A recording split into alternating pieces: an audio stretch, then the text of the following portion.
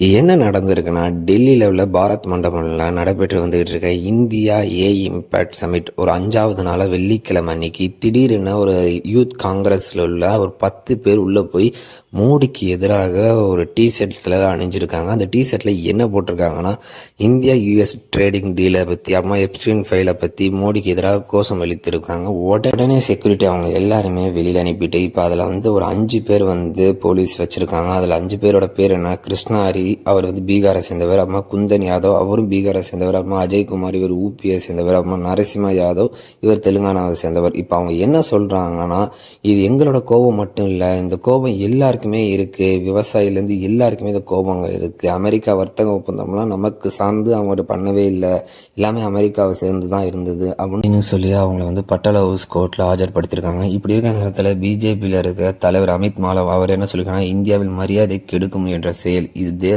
அவமானம், இந்த ஏஐ அப்படின்னு சொல்லியிருக்காங்க, ஏஐ மாநாட்டை பற்றி.